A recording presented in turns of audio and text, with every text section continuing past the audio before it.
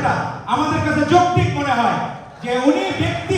এখন আজকের অনুষ্ঠানে বাকিরা যারা আছেন সবাই আমাদের শ্রদ্ধাভাজন, আর আমাদের আজকের অনুষ্ঠানের প্রধান আলোচক হিসেবে উপস্থিত আছেন আমার প্রিয় অগ্রজ, ঢাকা বিশ্ববিদ্যালয়ের প্রান্তর থেকে গড়ে ওঠা নেতৃত্ব, 24-এর গণ অভ্যুত্থানের অন্যতম সেনাপতি, বাংলাদেশ জাতীয়তাবাদী ছাত্রদল কেন্দ্রীয় সংসদের সংগ্রামী সাধারণ সম্পাদক নাসির উদ্দিন নাসির আজকে আমাদের মাঝে উপস্থিত আছে, এবং অপরাপর নেতৃবৃন্দ।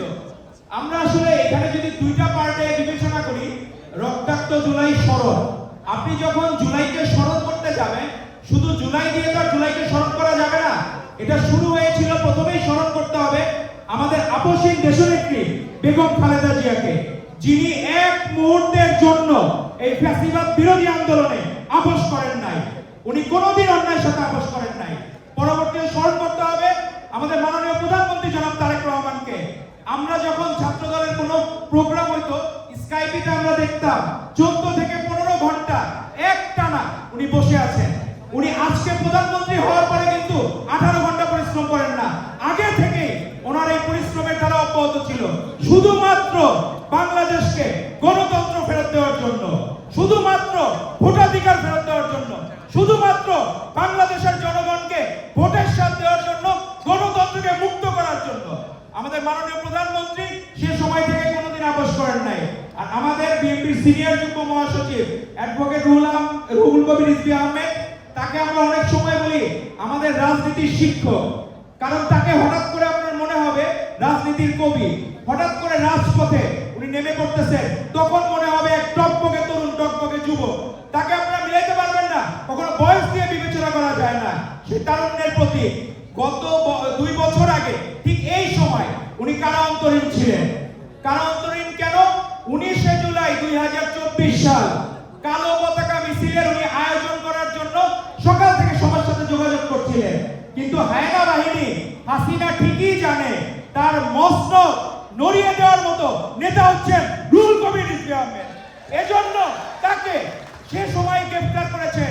আপনি অনেকে বড় বড় অনেকে মানুষের কথা বলবেন, কিন্তু রুহুল কবির রিজভী আহমেদকে যখন গ্রেফতার করা শুরু করে, তখনই কিন্তু এই আওয়ামী লীগের ফ্যাসিবাদের একদম মোহরে ঠিক শেষ সিলমোহরটা রচয়িত হয়েছিল, এবং সে সময় থেকে যে ধারাবাহিকতা অব্যাহত ছিল, তারই কারণে আমরা 5ই আগস্ট এই গণ অভ্যুত্থান পেয়েছি। আমাদের বায়ুমণ্ডলে ট্রপোস্ফিয়ার নামে একটা লেয়ার আছে, সেখানে জলীয় বাষ্প জমা হয়। বৃষ্টি তো শুধুমাত্র আমরা দেখলাম যে হুট করে পড়ে গেল তা তো না, এখানে জলীয় বাষ্প জমা হয়, সেখানে ধূলিকণাও লাগে সেই জলীয় বাষ্পকে ধরে রাখার জন্য। আর পৃথিবীর যে মধ্যাকর্ষণ বল, সেটা সেই বৃষ্টি হিসেবে ধাবিত করে। এই সকল আয়োজন, এই ট্রপোস্ফিয়ার লেয়ারে যেমন জলীয় বাষ্প জমা হয়, এই আন্দোলনের এই স্ফুলিঙ্গ সেই সঞ্চিত হয়েছিল পুরো এই 16 বছরের জার্নিতে। 2009 সাল থেকে শুরু হয়েছিল। হঠাৎ করে কোনো গণ অভ্যুত্থান হয় না, প্রত্যেকটা গণ অভ্যুত্থানের দীর্ঘ পটভূমি থাকে।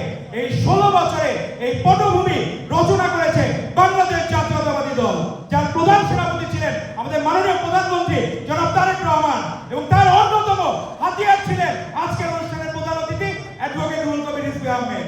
আমরা অল্প আর প্রত্যয়ের কথা যেহেতু আসলো, প্রত্যয় বলতে গেলে এই রাকসুতে আমরা যখন আশীর্বাদ ছাত্র সংসদ দেখি, তখন আমাদের মনে পড়ে আদর্শ ছাত্র নেতা কেমন হইতে পারে। রাকসুর ভিপি ছিলেন সর্বশেষ রুহুল কবির রিজভী আহমেদ।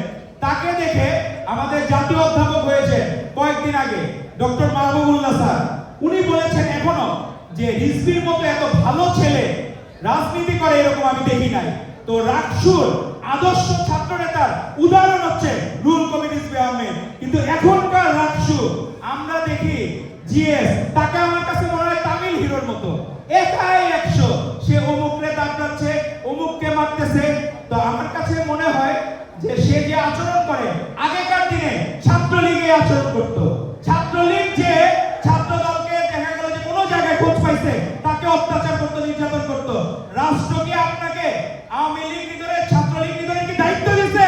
নাকি আপনাকে দায়িত্ব দিচ্ছে ছাত্রদের অধিকারের পক্ষে কথা বলার জন্য? আপনাদের আমার মনে হয় সালাউদ্দিন আহমেদের ছাত্র দলের কাছ থেকে রাজনীতি শেখা উচিত। ছাত্র দল ভদ্রদের সংগঠন। আজকে আমরা কখনো এরকম দেখি নাই সে লাঠি হাতে একজনকে মারতে যাচ্ছে। এখন যদি কেউ কোনো মামলার আসামি হয়, ফৌজদারি মামলার, তাকে আপনি ধরা দেন, অ্যারেস্ট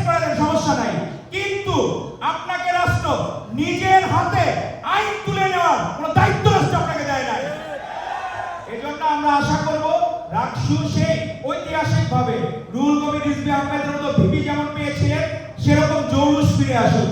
তাহলে আমাদের 24-এর গণ অভ্যুত্থানের প্রত্যয় ঠিক থাকবে এবং আমরা দৃঢ়ভাবে ঐক্যবদ্ধ থাকতে পারবো। আর বাংলাদেশ জাতীয়